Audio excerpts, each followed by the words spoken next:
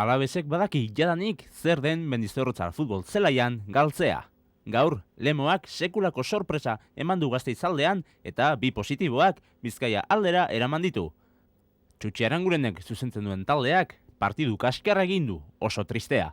Eta horren ondorioz, aurreneko porrota etxean. Hala ere, Gasteizarrak gogoz atera dira lehen zatian, gola lortu asmoz. Eta horren ondorioz, 20. minutuan etorri da Arabarren lehen gola. Serranok erdiratuko du eta Castillejok area txikian baloia saretara bidali du bat eta utxekoa ezerriz markagailuan. Santi Castillejoren 19. gola aurtengo ligan. Hor duzue berriz errepikaldia, Serranok erdiratuko du eta Arzari aurreratuko zaio aurrelari Nafarra eta baloia saretan ezarri du eta armailetan zoramena. Bat eta huts, eta minutu bat beranduago bigarrena, Arregik erdiratu, Serranok ezin boleaz jo, Castillejori helduko zaio baloia, honek kodinari utzi, eta Kataluniarrak zer nolako gola lortu duen. Aurrelari txikiak jokaldi horretan bere maila erakutsi du. Orduzu berriz errepikaldia. Serranok ezin izango du boleaz jo, Castillejo adi ibiliko da, kodinari utziko dio eta Txus Kodinak saretara bidali du erremate hori. Minutu batean, Alabesek 2 gol lortu ditu eta bazirudien partidua erabakita geldituko zela. Baina hori ez da gertatu eta bigarren zatean, Lemoarrek buelta eman diote partiduari.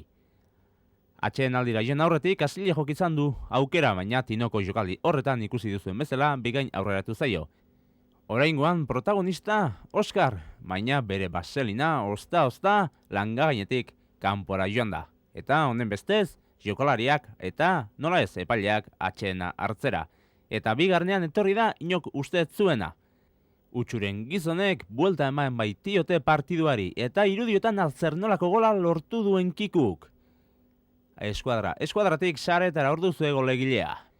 Errepikapenean ikusi ahal izango duzuen bezala, Alabesen atzelarigoa ez da finibili eta Kikuk modu bikain horretan Bizkaitarren lehen gola lortu du. Eta bigarrena 7 minutu beranduago eta golegilea Amado.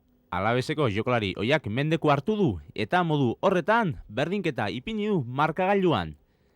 Aurrelaria izan da partidu honetako jokalaririk onena eta orduzue jokaldia zer nolako zartakoa eta Xabierrek ezin izan du ezertxo ere egin jaurtiketa horretan. Baina gauzak ez dira hor amaitu. 30. minutuan berriz Amadok 3. lortu baitu bere taldearen zat.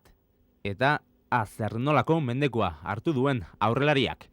2 gol lortu ditu, garaipena bere taldeari eman dio eta gainera nun eta Gasteizen. Eta orduzue berriz errepikaldia. Xabierren eskuin aldetik Amadok baloia saretara bidali du. Honen bestez, garaipen honekin 5 jardunaldi darama Utxuren taldeak galdu gabe. Azken minutuetan Alabes saiatu da berdinketa lortzen, baina fruiturik gabe. Azken aukera Gerardok izan du, baina bere jaurtiketa goregi joan da. Honen bestez, partidu amaierara heldu da. Lemoak 2 positiboak eraman ditu eta Alabesek aurreneko porrota jasan du Mendizorrotzan. Porrot honek, bati baino gehiagori zer pentsatu eman beharko dio.